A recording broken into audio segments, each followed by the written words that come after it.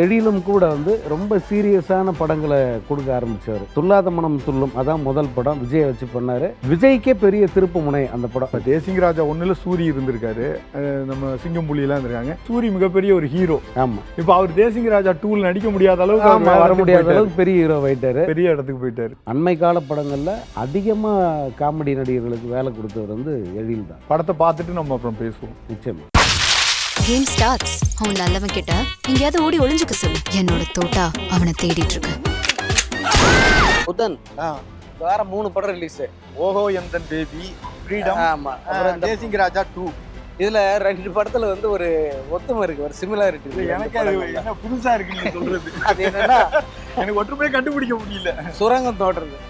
ஆமா, மிஸ்டர் குலசேகர பாண்டியன் புகழ். அவர் வந்து குக் வித் கோமாளியில புகழ் அடைஞ்ச ஒரு நடிகர். அங்க நல்ல காமெடியா இருக்கும். இவர் படத்துல வந்து சத்தம் போட்டு பேசுறது, அந்த பெண் கேரக்டர்ல வருது, அது அவ்வளோ ஒரு சுவாரஸ்யமா இல்ல. மேடம், மார்க்கெட் பாண்டியோட தலை A2 ஸ்டேஷனுக்குள்ள இருக்கிறதா உளவுத்துறை கன்ஃபார்ம் பண்ணிட்டாங்க. படத்துல ஹீரோ வந்து விமல். இது மொக்க காமெடி பண்ற நேரம் இல்ல அப்படி சொல்றாங்க. ஆனா அவர் ஹீரோவா இல்ல காமெடியனா இல்ல ஒரு சாலிடான ஒரு கேரக்டரா, இப்படி எதுவுமா இல்லாம ஒரு 2 கட்டம் வேடம் மாதிரி தான் வந்து எனக்கு தெரிஞ்சது. நீங்க எப்படி பாத்தீங்க?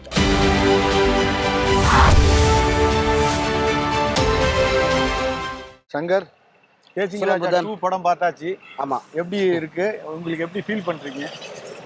படம் பெரிய எதிர்பார்ப்புன்னு சொல்ல முடியாது.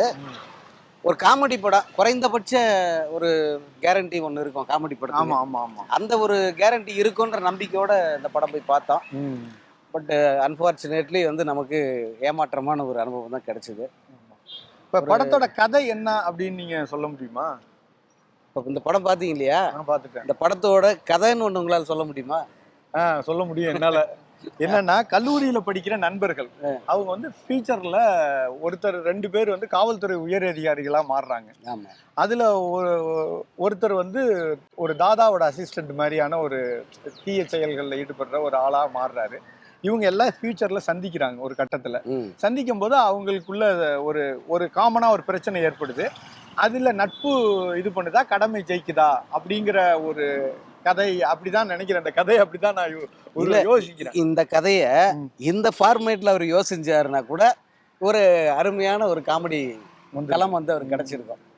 இந்த கதையை வந்து படத்தை பார்த்து நீங்க யோசிச்ச அளவு கூட வந்து அவர் ஒரு கதையா அந்த படத்தை சொல்லும் போது, சங்கர், கதையா ஒரு படத்தை நம்ம எப்போதுமே அதுல இருக்கிற காமெடி, ஒரு ஆக்ஷன், எமோஷன் எல்லாமே நம்ம ரசிக்கிறோம் படத்துல. ஆனா அது கதையோட்டத்துல கிடைக்கணும். நீங்களே குறுக்குல சந்தில ஏதோ காரு பஸ் எல்லாத்தையும் உள்ளார விட்டீங்கன்னு வச்சுங்க, அது ரசிக்க முடியாது. இதுல எப்படின்னா ஒரு களம் வந்து கரெக்டா செட் ஆயிடுச்சுன்னு வச்சுக்கோங்களேன், உங்களுக்கு வந்து அந்த காட்சிகள் வந்து ஃப்ளோவா கிடைக்கும். இப்போ உதாரணத்துக்கு வந்து இவருடைய இந்த படத்தை பத்திய ரிவ்யூக்கு நம்ம போறதுக்கு முன்னாடி இவரோட இதற்கு முந்தைய படங்களே வச்சுக்கோங்களேன். அதுல வந்து இப்போ இதே தேசிங்க ராஜான்னு எடுத்தாரு. அதுல சாலிடா வந்து அவருக்கு ஒரு களம் வந்து அமைஞ்சது. ஒரு கிராமத்துல 2 குடும்பங்களுக்கான பகை. அந்த ஒரு காதல் பகை குடும்பத்துக்குள்ளேயே வந்து ஒரு காதல் முளைக்குது. அந்த காதலை வந்து சேர்த்து வைக்க ஒரு கூட்டம், பிரிச்சு வைக்க ஒரு கூட்டம், அதை சுத்திய ஒரு காட்சிகளே வந்து மாறும். ஒரு கிளைமேக்ஸ் வந்து யாரும் எதிர்பாராத மாதிரி, அது அபத்தமா இருந்தா கூட வந்து ரசிக்கிற மாதிரி இருக்கும். இன்னொன்னு சங்கர், இப்ப தேசிங்க ராஜா 2 நீங்க ரொம்ப எதிர்பார்த்தோம். படத்துக்கு முன்பு பேசும்போது நீங்க ரொம்ப நம்பிக்கையா சொன்னீங்க, இது வந்து எனக்கு நம்பிக்கை இருக்கு, இந்த படம் வந்து நல்லா இருக்கும் அப்படின்ட்டு. ஏன்னா இந்த தேசிங்க ராஜாங்கிற முதல் படத்தோட வெற்றி தான் அது காரணம். அது ஒண்ணு. அதுல இருக்கிற கதை. இவரு இப்போ இந்த டைரக்டரை எடுத்துக்கிட்டீங்கன்னா, அவர் வந்து காமெடி படங்கள் எடுக்க ஆரம்பிச்ச பிறகு பெருசா எந்த படமும் சொதப்பல. ஒரு மினிமம் கேரண்டி இருந்தது அவர் படங்கள்ல. அந்த மினிமம் கேரண்டியே அந்த படத்துக்கு இருக்கும்னு நான் நம்புறேன். அந்த மினிமம் கேரண்டி அந்த படம் இழந்துட்டு, அந்த உண்மையை நம்ம சொல்லிதான். ஆமா ஆமா. ஏன்னா யாருக்குமே ஒரு முழுமையான அந்த உணர்வு இருக்குல்ல, பாக்குற ஒரு ஹாப்பினஸ். ஏன்னா அது இல்லாம இந்த படம், இந்த மாதிரி படம் எல்லாம் எப்படின்னா தியேட்டர்ல போய் பார்க்கும்போது ரசிச்சு என்ஜாய் பண்ணி சிரிக்க மாதிரி படங்கள் இதெல்லாம் காமெடி ஜானர்ன்றது. அதை வந்து அந்த மொமெண்டம் வந்து இந்த படத்துல இல்ல. அதை ரொம்ப யோசிச்சு அதை பண்ணணும். இல்ல தேசிங்க ராஜால என்ன மிஸ் பண்ணிட்டாருன்னு நீங்க நினைக்கிறீங்க? ஒரு எழில் காட்சிகளை வந்து யோசிக்கும் போது அது வந்து ஒரு ஒர்க் அவுட் ஆகிற மாதிரியான காட்சிகளை வந்து அவர் யோசிக்கவே இல்லை. அந்த இதை வந்து முடிச்சா போதும், அந்த காட்சி முடிஞ்சு அடுத்த காட்சி வந்தா அப்படி ஒரு. அப்புறம் வந்து அந்த திரைக்கதையில பாத்தீங்கன்னா சம்பந்தம் இல்லாம இந்த நான் லீனியர்னு சொல்லுவாங்கல்ல, மாத்தி மாத்தி வைப்பாங்க கதையை, திரைக்கதையை. அது மாதிரி எதேதோ உள்ளர வருது. அது அதோட ஒரு ஒன்றிணைந்து ஒரு ஆர்கனைசேஷனா சொல்லுவாங்க. ஆர்கனைஸ்டா இல்ல புகழ் அவர் வந்து குக்கு வித் கோமாளியில புகழ் அடைஞ்ச ஒரு நடிகர். அங்க நல்ல காமெடியா இருக்கும். இவர் படத்துல வந்து சத்தம் போட்டு பேசுறது, அந்த பெண் கேரக்டர்ல வருது, அது அவ்வளோ ஒரு சுவாரஸ்யமா இல்ல. அதெல்லாம் இந்த பெண் கேரக்டர் ஓகே, அது வந்து பெண்ணா நம்மளால நம்ப முடியுது, அந்த மாதிரி பண்ணியிருக்காங்க. அந்த பெண் வேடம் போட்ட அந்த உடல் மொழி எல்லாம் கரெக்டா இருக்கு. ஆனா அந்த ஸ்கிரீமிங் கத்துறது, படம் அவர் வர்ற காட்சி முழுக்க கத்திக்கிட்டே இருக்காரு. நம்மளால வந்து அதை ரசித்து பார்க்க முடியல. சங்கர், இப்போ அந்த படத்தோட கேரக்டர்ஸ் இருக்காங்கல்ல, இப்போ விமல் வந்து ஒரு ரோல் பண்ணியிருக்காரு. அதே மாதிரி ஜனான்னு ஒரு புதுமுக அறிமுகம், அப்புறம் பூஜிதா, ரவி மரியா, புகழ், சாம். புகழ் தான் இப்பதான் பேசணும் புகழ் பத்தி. ஆமா, படத்துல ஹீரோ வந்து விமல் அப்படி சொல்றாங்க. ஆனா அவர் ஹீரோவா இல்ல காமெடியனா இல்ல ஒரு சாலிடான ஒரு கேரக்டரா, இப்படி எதுவுமா இல்லாம ஒரு 2 கட்டம் வேடம் மாதிரி தான் வந்து எனக்கு தெரிஞ்சது. நீங்க எப்படி பாத்தீங்க? இல்ல அது மாதிரி தான் இருக்கு. வாங்க உட்கார்ந்தே பேசலாம். இல்ல புகழ் கேரக்டர்ல சங்கர் என்னன்னா அந்த ஒரு சத்தமா பேசுறது இருக்குல்ல, அது வந்து ஒரு இயல்பா இல்ல. அது பார்த்தாலும் சத்தமா பேசிட்டே இருக்கிறது. அதே மாதிரி காவல்துறையை வந்து சினிமால காட்டுறாங்கன்னா கொஞ்சம் லாஜிக்கலான சில விஷயங்கள் என்னன்னா, அந்த உடை கூட ஒன்றும் பிரச்சனை இல்லை, அந்த முடி வெட்டுறது, பேசுறது. இந்த படத்துல பாத்தீங்கன்னா போலீஸ், அந்த போலீஸ் ஸ்டேஷனு, போலீஸ் ஆபீசர்ஸு அல்லது போலீஸு, இது எல்லாத்தையுமே வந்து காமெடிங்கிற பேர்ல வந்து ரொம்ப தரக்குறைவா காமிச்ச மாதிரி தான் எனக்கு ஃபீல் ஆச்சு. அவங்கள இவ்வளோ தூரத்துக்கு வந்து காமெடியா காட்டினதெல்லாம் வந்து அது நம்புற மாதிரியும் இல்லை, ஏற்புடையதான். ஒரு ஸ்ட்ரக்சரலாவே இல்ல ஒரு போலீஸ் ஸ்டேஷன் இவ்வளவு கலாட்டாவா இருக்கிறது. தேசிங் ராஜா 1ல கூட சில காமெடி காட்சிகளை இன்னைக்கு நீங்க பேசிட்டே இருக்கலாம். குறிப்பா கெடா வெட்டுற அதை வந்து சூரி வர்ணிக்கிற விதம் இருக்குல்ல, ஒரு கெடா வெட்டுறலாம், இவ்வளவு கூட்டம் வருது, அதை எப்படி சர்வ் பண்ணலான்ட்டு சூரி பேசுறதெல்லாம் வந்து அல்டிமேட் காமெடியா இருக்கும். பட் இதுல வந்து அதுவே தலையை வந்து காணா போகுது, அதுவே ஒரு காமெடியா பண்றக்கூடிய ஒரு ஏரியா தான் அது. ஆமா, ஆனா அதை அவங்க சரியா பண்ணல. விமல் வந்து அவருடைய ரோல் வந்து கன்வின்சிங்கா இல்ல, அவர் நல்லாவும் பண்ணல. அது நம்ம இது இவ்வளவு வெளிப்படையா சொல்ல வேண்டியதா போச்சு. அவரு பாத்திரங்கள்ல கொஞ்சம் கவனம் தேவை. என்ன நடிப்புலயே கவனம் செலுத்த. விலங்குன்னு ஒரு சீரியஸ் பண்ணாரு, அது அவருக்கு ஒரு பெரிய பேரை எடுத்து கொடுத்தது. அதை வந்து காப்பாத்துற மாதிரியான வேடங்களா அவர் வந்து தொடர்ந்து ஏதோ வந்துட்டு போனோம் இருக்க கூடாது. அது ரொம்ப அவங்க கேரியருக்கே அது வந்து பலவீனமா மாறிடும். இந்த படத்துல அந்த ஒரு குறை இருக்கு. அதே போல அந்த 3 கதாநாயகிகள் சொல்ல போனா, அதுல ஒண்ணு வந்து அந்த இப்போ நீங்க ஒருத்தர் சொன்னீங்கல்ல, பூஜிதான்னு ஒரு பொண்ணு, அப்புறம் இன்னும் ஒரு 2 பேர் இருக்காங்க, அர்ஷிதான்னு ஒன்று, சினேகான்னு. இவங்க 3 பேருமே வந்து பெருசாக சொல்லிக்கிற மாதிரி இல்லை. அதுலேயும் குறிப்பாக விமலுக்கு ஜோடியாக வர்ற அந்த பொண்ணு, அவங்க போலீஸ் ஆஃபீஸரு, ஐபிஎஸ் ஆஃபீஸரு, அது ஓரளவுக்காவது வந்து அதை நம்பகத்தன்மையோட காட்டணும். காமெடி படம் தெரியுமா? நீங்க எவ்வளவுதான் நம்ம ஒன்னா படிச்சாலும் சங்கர், ஒருத்தர் உயர் பதவியில இருக்காருன்னா நம்ம வந்து ஒரு சாதாரண பதவியில இருக்குன்னா ஒரு சின்ன கேப் இருக்கும். ஆமா, என்னதான் வாடா போடா நம்ம பேசிக்கிட்டா கூட ஒரு ஐபிஎஸ் ஆஃபீஸர் நண்பர் இருக்காருன்னு வச்சுங்க, நம்ம ஒரு பிரைவேட் கம்பெனில வேலை பார்க்குறோம்னா நம்ம போய் அவரோட உரையாடும் போதே அந்த கேப் தெரியும். ஆமா, அவர் வந்து ஒரு மாதிரி ஸ்டைலா இது பண்ணுவாரு, ஒரு கேப் மெயின்டைன் பண்ணுவாங்க. நண்பர்களா இருந்தாலும் கூட அந்த இடத்துல இருந்து தான் பேசுவாங்க. இதுல வந்து அது வந்து நம்ம சினிமா காமெடிங்கிறதுக்காக கொஞ்சம் நம்ம இது பண்ணலாம்னா கூட அது ரசிக்கிற மாதிரி வேணும்னு சொல்றேன். நான் நம்பகத்தன்மையோடு வேணும்னு சொல்லல, லாஜிக் வேணும்னே நான் சொல்லல, ரசிக்கிற மாதிரி இருக்கணும் காட்சி, அவ்வளவுதான். அப்புறம் வந்து மற்ற பாத்திரங்கள் காமெடியன்ஸ் பாத்தீங்கன்னா, நீங்க தேசிய ராஜா 1ல இருந்த காமெடியன்ஸ் வந்து மேக்ஸிமம் எல்லாரும் இதுல வந்துட்டாங்க. ரவி மரியா இருக்காரு, ஆமா, சாம்ஸ் இருக்காரு, இந்த சாமிநாதன் ஒரு கேரக்டர் அவர் இருக்காரு. ஆனா இதுல வந்து சூரி இல்ல. சூரி வந்து அந்த முதல் பாட்டுக்கு ரொம்ப முக்கியமான ஒரு படத்திற்கு முன்புல நம்ம அதை பத்தி பேசணும். அவர் ஒரு ஹீரோவா ஆயிட்டாரு. ஆமா, அவர் இல்ல. பட் இந்த காமெடி பட்டாளம் இவங்களை வச்சுட்டு கூட வந்து நம்ம சிரிக்க வைக்க முடியல. அவரால் இல்ல சரியா வேலை வாங்குறதுன்னு ஒன்று சொல்லுவாங்கல்ல, ஒரு இயக்குனர் வந்து நடிகர்கள் யார வேணாலும் காஸ்ட் பண்ணலாம். ஆமா ஆமா, அது அவங்கள்ட்ட அதுக்கான அந்த ஒர்க்கை வாங்குறது இருக்குல்ல, அது ரொம்ப முக்கியம். அதுல அவங்க இயல்புல இருந்தே அந்த நடிப்பை வாங்கணும். அவங்களுக்கு ஸ்கோப் இருந்தால் வந்து அவங்க அதை செய்யாமல் விட மாட்டாங்க. இப்போ வச்சுக்கிட்டா வஞ்சனை பண்ணுறன்ற மாதிரி இவங்க எல்லாருமே தேர்ந்த நடிகர்கள் தான். இவங்கெல்லாம் யாருக்கும் புதுசாக சொல்லி கொடுத்து காமெடி பண்ணணும் அப்படின்லாம் அவசியம் இல்லை. பட் அதை இந்த ஸ்கிரிப்ட் எவ்வளோ தான் சார் ஸ்கோப் இருக்குது, நாங்கள் என்ன பண்ணுறோன்னு தானே கேட்பாங்க அவங்க. எழில் வந்து இதில் இந்த படத்துலேருந்து அவர் கொஞ்சம் சில லெசன்ஸை எடுத்துக்குவார்னு நினைக்கிறேன். டெக்னிக்கல் சைடு அப்படின்னு வந்தீங்கன்னா அதுவும் அந்த படத்தில் ஒன்றும் பெருசாக இல்லை. ஏன்னா டெக்னிக்கலாக மெனக்கெட்டு பண்ணுற அளவுக்கு அந்த ஸ்கிரிப்ட் இல்லாதனால என்னவோ ஏன்னா தானே தான் அது போய் இசை வந்து பாடல்களும் ஒரு பெரிய இதா இருந்த மாதிரி ஒரு பாட்டு கூட உங்களுக்கு இது இல்லையா? 4-5 பாட்டு இருக்குது படத்தில். ஆனால் எதுவுமே மனசில் நிற்கல. அதே போல் வித்யாசாகர் ஒரு கம்பேக்கு, அதனால ஏதாவது பண்ணியிருப்பாருன்னு எதிர்பார்த்தா. பட் அவரே சொல்லிட்டாரு, சார் படம் முழுக்க பேசிக்கிட்டு இருக்காங்க சார், இதில் நான் எங்கே மியூசிக் போடுறதுன்னு ஆடியோ லான்ச்சில் சொல்லிட்டு. அது ஒரு குறையா கூட போய் நம்ம சொல்லலாம். ஆமாம், ஏன்னா அந்த சத்தமா பேசிட்டே இருக்கிறது இருக்குல்ல, ஒரு ஒரு உச்ச ஸ்தாயில பேசுறது இருக்குல்ல, அதை மீறி தான் இவர் சத்தம் போடணும். இன்னொன்னு ஒரு இந்த படம் தொடங்குனதுலேன்னு சங்கர் அந்த எண்டு வரைக்கும் ஒரு கிளைமேக்ஸ் வரைக்குமே ஒரு ஆர்டரா நம்ம பார்ப்போம் ஒரு சினிமாவை.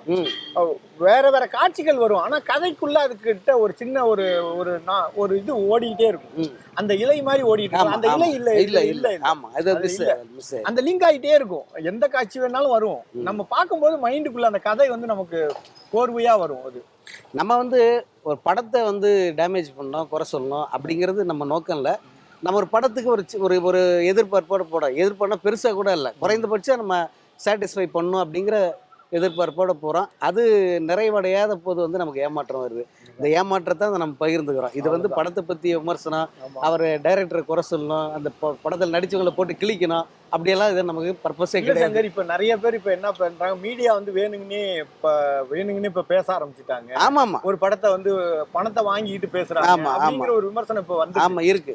விமர்சகர் ரிவ்யூவர்ஸ் வந்து இல்லை அதான் இந்த நம்ம இப்போ தயாரிப்பாளர்களுக்கு, இயக்குநர்களுக்கு, சினிமா துறை சார்ந்தவர்களுக்கு அப்படி ஒரு பார்வை இப்போ வந்துருச்சு. பட் நம்மளோட பர்பஸ் அது கிடையாது. நம்ம ஒருபோதும் அதை செய்யறதும் கிடையாது. நம்ம என்ன படம் பார்க்கும்போது நமக்கு என்ன தோணுச்சோ, நம்ம அனுபவம் என்னமோ அந்த அனுபவத்தை தான் நம்ம ஒரு ரசிகனா நம்ம ஃபீல் பண்றோம். நம்ம ஒரு ரிவ்யூவரா கூட நினைக்கிறது இல்ல. ஒரு ரசிகனா ஒரு படம் நமக்கு நல்லா இருக்குன்னு வச்சுங்க, அதை நம்ம ஹாப்பியா தான் பேச போறோம். ஆனா இதுக்கு முன்னாடி இருக்குல்ல சங்கர், இப்ப நம்ம 80s முன்னாடி அதெல்லாம் நம்ம எக்ஸலண்டான காமெடி படங்கள், ரொம்ப கோல்டன் பீரியட் புத்தன். அதெல்லாம் 80களில் வந்த காமெடி படங்கள், 70களில் அதுக்கு முன்ன வந்த படங்கள் எல்லாமே வந்து உண்மையிலே கோல்டன் பீரியட். இன்னைக்கும் நம்ம வந்து ஒரு NS கிருஷ்ணனை சொல்றோம், பாலையாவை சொல்றோம், நாகேஷை வந்து நம்ம பேசாத நாட்களே இல்ல. இப்ப சர்வர் சுந்தரம்ங்கிற ஒரு பேர் இருக்குல்ல, அதை வந்து மறக்கல. அந்த டைம்ல வந்து நாகேஷ் ஹீரோ, ஆக்சுவலா அவர் காமெடியன் கிடையாது, ஹீரோ. அவர் தான் மெயின் காமெடியன், அவர் தான் டான்சர், அவர் தான் எல்லாமாவும் இருந்தார் அவர் படங்கள்ல. இப்ப இந்த இன்னொன்னு, உங்களுக்கு ரொம்ப பிடிச்ச காமெடி படங்கள் ஏதாவது ஞாபகம் இருக்கா உங்களுக்கு?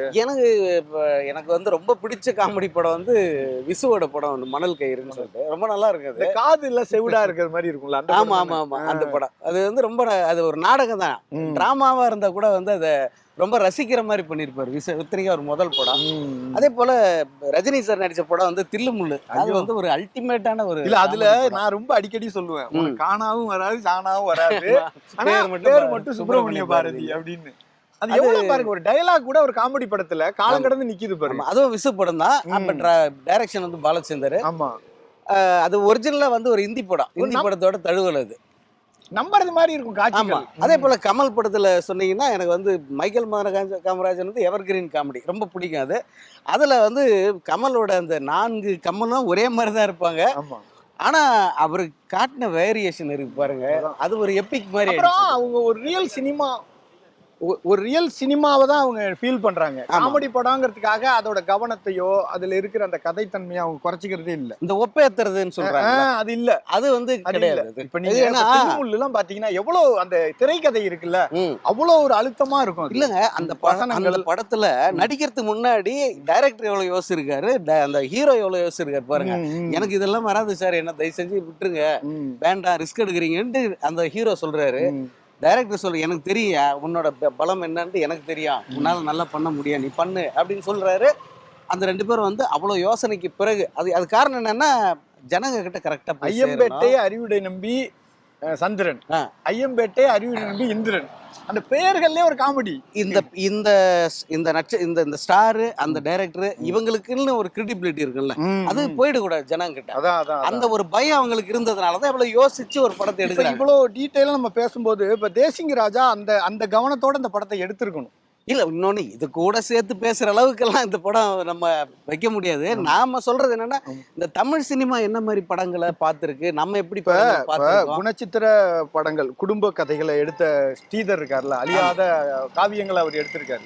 அவரே ஒரு காமெடி படங்களை எடுத்திருக்காருல்ல. இல்ல தமிழ் சினிமாவை பொறுத்த வரைக்கும் இந்த ட்ரெண்ட் வந்து ரொம்ப காலமா இருக்கு. அதாவது ஆரம்பம் வந்து சீரியஸான படங்களா இருக்கும், அதுக்கப்புறம் வந்து ஒரு கட்டத்துல வந்து அவங்க காமெடி படங்களை கையில் எடுப்பாங்க. இப்ப நீங்க சொன்ன நம்ம இப்போ ஸ்ரீதர் சாரே எடுத்துக்கிட்டீங்கன்னா அவர் ஆரம்பம் பாருங்க, கல்யாண பரிசு, நெஞ்சில் ஒரு ஆலயம், இப்படி படங்கள் எடுத்தவர் டக்குன்னு ட்ராக் மாறுறாரு. காதலிக்க நேரமில்லை, ஊட்டி வரை உறவு, அதே உத்தரவின்றி உள்ளேவா, இப்படி ஒரு செட்டப் படங்கள் எடுக்கிறார்.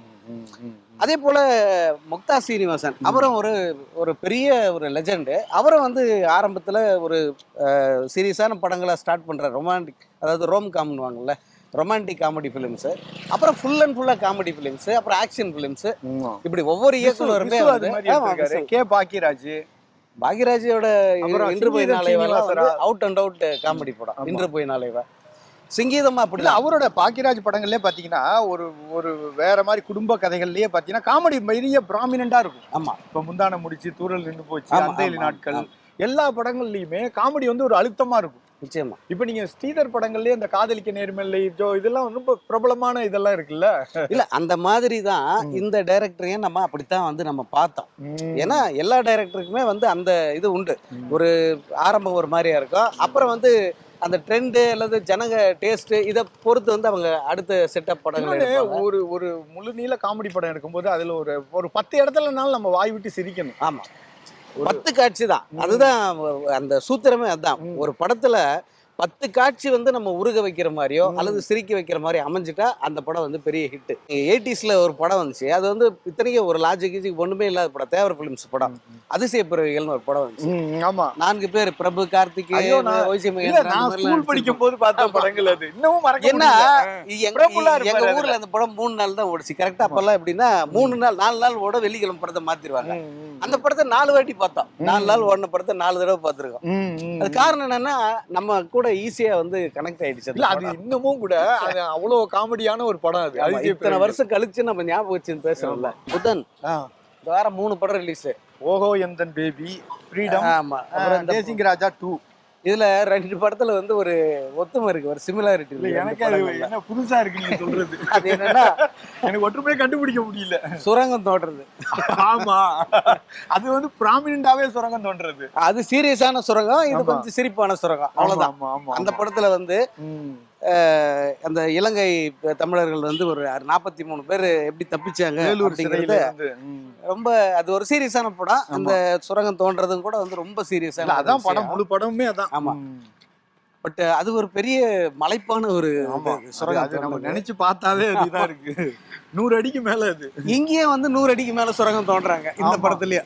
தோன்றத காட்டல, ஆனா ஆமா சுரங்கம் இது பண்றாங்க. 2மே போலீஸ் ஸ்டேஷன்ல தான் தோன்றாங்க. ஆமா, அதுதான் அந்த படத்துல. அது வந்து சிறையில, இது வந்து ஸ்டேஷன்ல. 2 சிறையில தான், 2 அது கோட்டைக்குள்ள. நிறைய இந்த தேசிங் ராஜா 2ல சங்கர் நிறைய ஸ்கோப் இருக்கிற ஒரு விஷயம் தான். இவங்க கொஞ்சம் கவனமா பண்ணிருந்தாங்கன்னா, அக்ரிகல்ச்சர் பேஸ்டு பண்ணாங்கல்ல, அது இப்போ அது ஒரு நல்ல ஒரு கான்செப்ட். ஆக்சுவலா நீங்க அதையே வந்து எலாபரேட் பண்ணி அக்ரிகல்ச்சரல் அந்த ஒரு காலேஜ், அந்த பசங்க கண்டுபிடிக்கிறது, இது எல்லாம் பேஸ் பண்ணி ஒரு காமெடி சப்ஜெக்ட் உருவாக்கி இருந்தா கூட வந்து நல்லா இருந்துக்கும். ஒரு கிராமத்துல போய் இருந்து தங்குறது மாதிரி. ஆமா, அப்படிலாம் இருந்தா நல்லா வந்திருக்கும் அது. சங்கர், இப்ப தமிழ் சினிமாவை பொறுத்தளவுக்கு ஒரு பெரிய பாரம்பரியமே இருக்கு நகைச்சுவை இதுக்கு, நடிகர்களுக்கு, எல்லாத்துக்குமே. நம்ம அதை சரியா பயன்படுத்தினா மிகச்சிறந்த ஒரு நகைச்சுவை படங்களை வந்து நம்ம கொடுக்க முடியும் தமிழ்ல. அவ்வளவு நடிகர்கள் இருக்காங்க. இங்க அடிக்கடி என்ன புலம்பல்னா, காமெடிக்கு பஞ்சமாயிடுச்சு, காமெடி நடிகர்கள் இல்ல, அத ரிப்பீட்டடா சொல்றாங்க. பட் அதுக்கு காரணமே வந்து இவங்க தான். நல்ல காமெடி நடிகர்கள் இருப்பாங்க, அவங்க ஒர்க் அவுட் ஆகி நல்லா வந்து படங்கள் போயிட்டு இருக்கும் போது அவங்கள ஹீரோ ஆக்கிடுவாங்க, அவங்கள சீரியஸான ஆளை மாத்திடுவாங்க. சூரி வந்து அவர் ஏதோ ஒரு காமெடி பண்ணிக்கிட்டு இருந்தாரு, அவரை சீரியஸான ஹீரோ ஆகிட்டாங்க. இல்ல காரணம் வந்து என்னன்னா, ஏன்னா அந்த ஹீரோவா ஆகுறது தானே அவங்க லைஃப் கேரியர்ல ஒரு முக்கியம்னு நினைக்கிறாங்க. நடிப்புல இப்ப காமெடி நடிகரா இருக்கிறது ஒரு படி குறைஞ்சது மாதிரி அவங்க ஃபீல் பண்ணிக்கிறாங்க. யோகி பாபெல்லாம் வந்து ஹீரோவா நடிக்கணும்னு வந்தவர் இல்ல, அவர் வந்து 10ஓட 11 வந்தா கூட போதும்னு வந்தவர் தான். அப்படிதான் ஆரம்பிச்சாரு. ஆமா, இப்ப பார்த்தா அவரே வந்து ஹீரோ ஆகிட்டாங்க. காமெடிக்கு ஆமா பஞ்சமாயி போச்சு. ஆமா, அதே போல சந்தானம் சந்தானம் வந்து ஹீரோ ஆமா ஆயிட்டாரு. அவர் ஹீரோ ஆயிட்டாரு.